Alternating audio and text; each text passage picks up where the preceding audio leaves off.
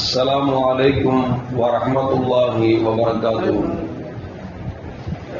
الحمد لله رب العالمين والصلاة والسلام على أشرف المرسلين وعلى آله وأصحابه وأزواجه وذرياته وأهل بيته أجمعين. கண்ணியத்திற்கும் பெருமதிப்பிற்கும் உரிய பெரியோர்களே, சகோதரர்களே, எல்லாம் வல்ல அல்லாஹு ஜல்ல ஜலாலுஹு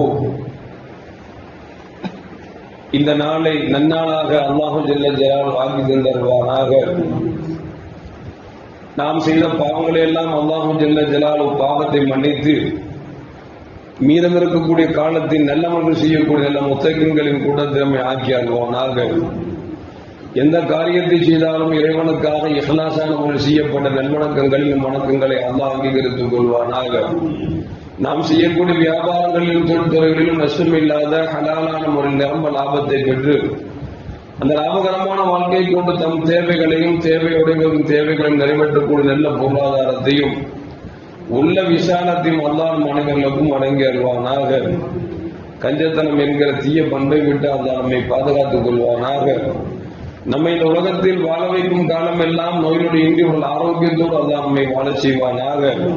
அது ஆரோக்கியமான வாழ்க்கை கொண்டு அல்லாஹ் ரசூலை நெருங்கக்கூடிய அனைத்து நல்ல முறைகளையும் புரியக்கூடிய நல்ல முத்தகின்களின் கூட்டத்தில் அல்லாஹ் நம்மை ஆக்கி அருவானாக.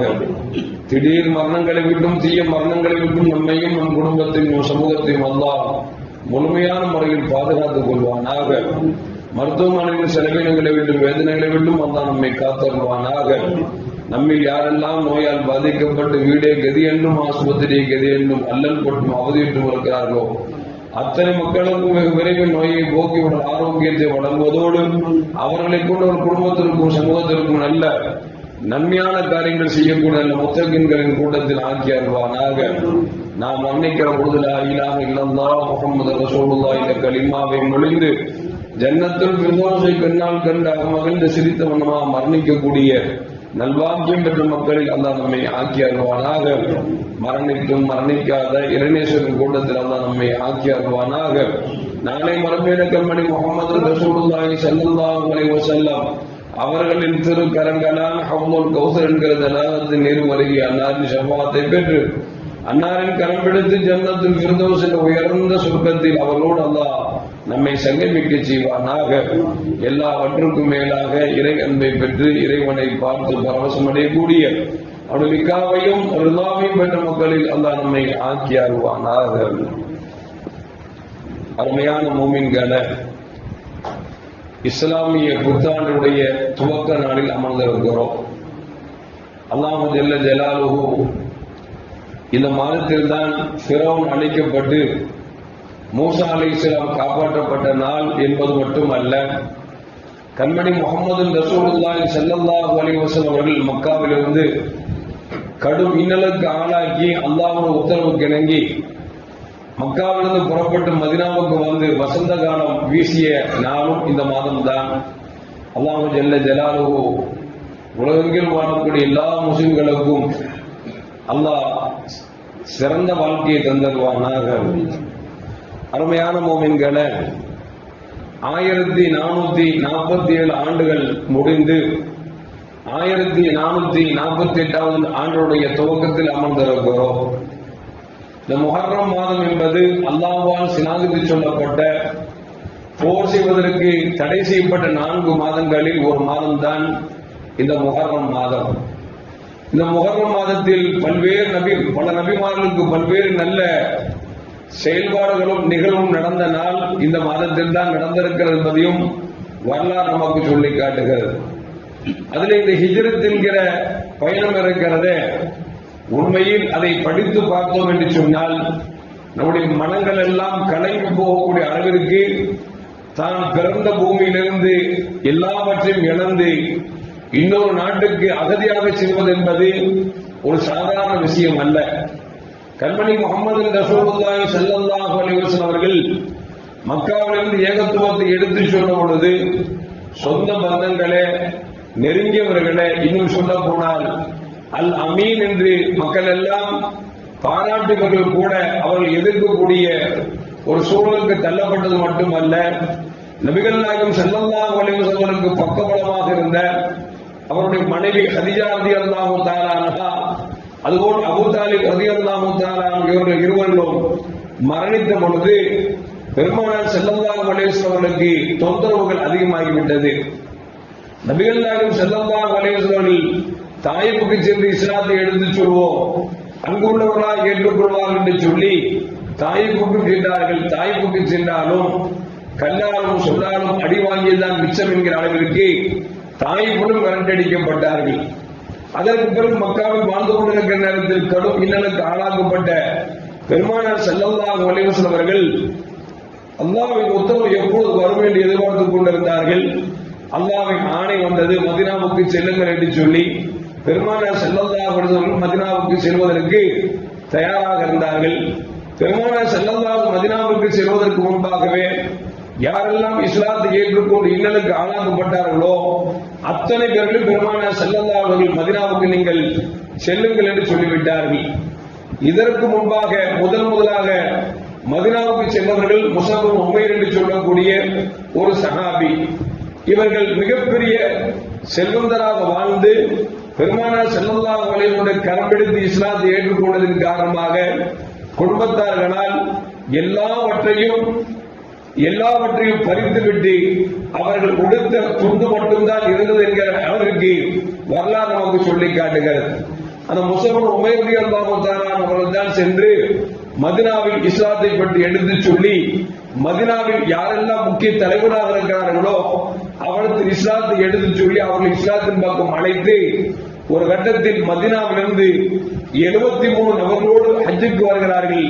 வந்தவர்கள் பெருமானார் ஸல்லல்லாஹு அலைஹி வஸல்லம் அவர்களை கண்டு இப்படி இஸ்லாம் மதீனாவுக்குள் பரவிக் கொண்டிருக்கிறது, யார சொல்லுதா, நீங்கள் எந்த நேரத்திலும் வரலாம் என்று பெருமானார் ஸல்லல்லாஹு அலைஹி வஸல்லம் அழைப்பு கொடுத்தவர்களும் இந்த முஸஅப் இப்னு உமைர் ரலியல்லாஹு தஆலா அவர்கள் தான்.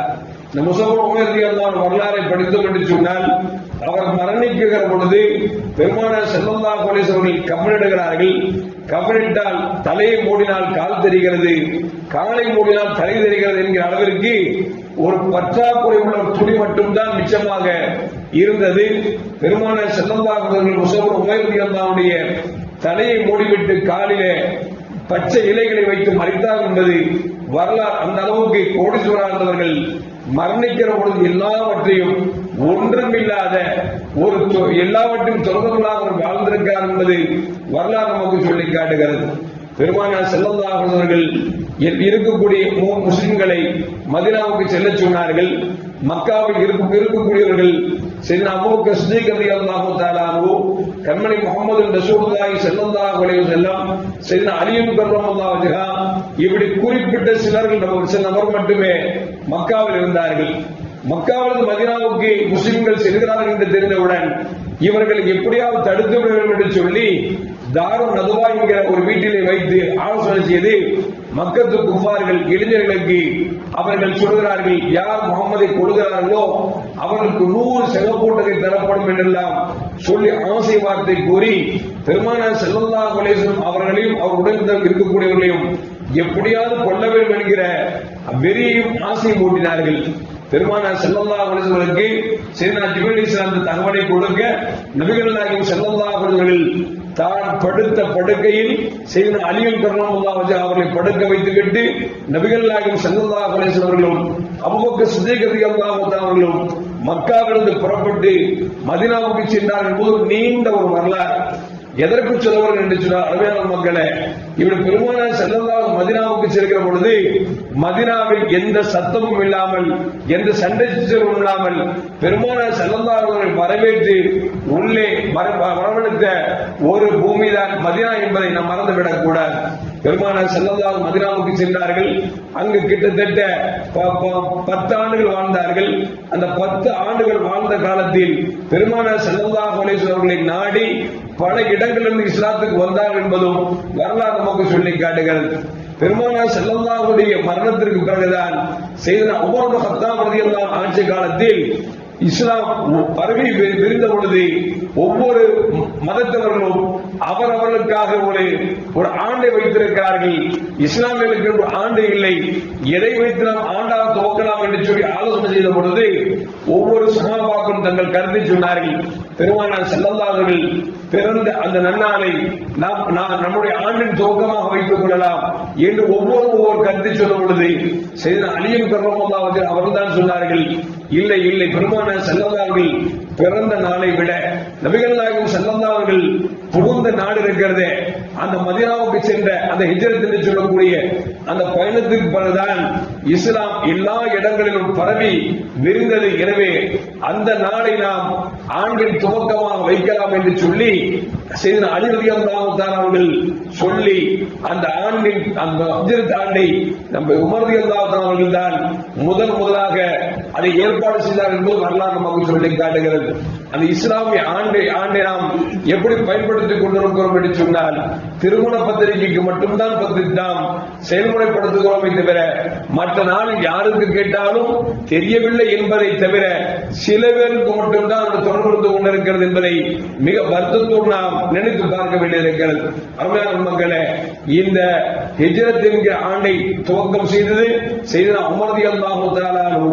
அதே நேரத்தில் இந்த ஹிஜ்ரத் ஆண்டின் துவக்கத்தில் எந்த மாதத்தை முதல் மாதமாக வைக்கலாம் என்று சொல்லி ஆலோசனை செய்த பொழுதும் அப்பொழுதும் சையதுனா அலியும் கர்ரமல்லாஹு வஜஹு அவர்கள் சொன்னார்கள், ஹாஜிகள் எல்லாம் ஹஜ்ஜை முடித்துவிட்டு அவர்கள் ஊருக்கு சென்று வியாபாரம் துவங்குவதற்கு ஏற்றமான நாள் முஹர்ரம் மாதம். எனவே அந்த ஆண்டின் துவக்க மாதமாக முஹர்ரம் மாதத்தை வைத்துக் கொள்ளலாம் என்று சொல்லி அது ஏற்பாடு செய்தவர்களும் சையதுனா உமர் ரலியல்லாஹு தஆலா என்பதை நாம் மறந்துவிடக் கூடாது. அருமையான மக்களே, இந்த ஹிஜ்ரத்துடைய வரலாறு நாம் படித்தோம் என்று சொன்னால் சஹாபாக்கள் எந்த அளவுக்கு தங்கள் குடும்பங்களை தங்கள் சொந்த சொத்துக்களை இழந்து இஸ்லாத்திற்காக அல்லாஹ் ரசூலுக்காக இழந்தார் என்பதை வரலாறு நமக்கு தெல்ல தெளிவாக நமக்கு சொல்லி காட்டுகிறது.